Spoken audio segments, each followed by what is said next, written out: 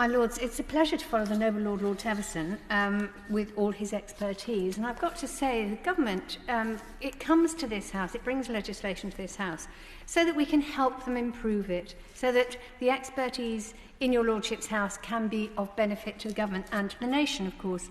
And so I really think that Lord Teverson, if you weren't a Lord already, would deserve some sort of future honour for all his hard work in contributing to our work here and to the government.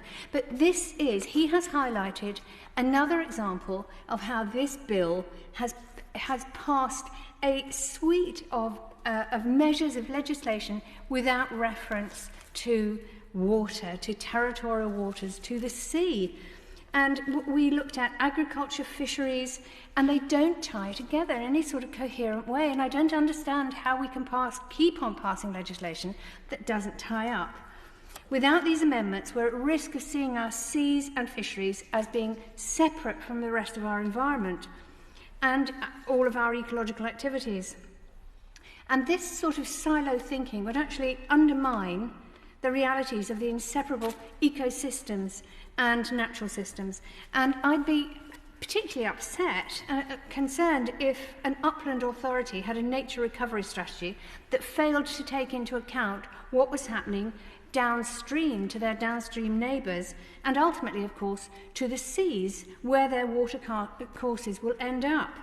An environment bill that allows for that eventuality, an upland authority that actually ignores downstream, is fundamentally inadequate and incoherent with no basic understanding of the environment. I'm sure the Minister is going to take time over the summer recess to ensure that this bill fits with the Agriculture Bill and the Fisheries Bill.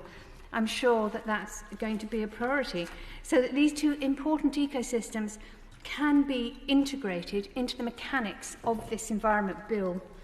And the alternative, of course, is that in a few years' time, inevitably, the government of the day will have to bring new legislation to try to patch up these incoherencies with perhaps a decade of lost opportunity to heal the environment in that time.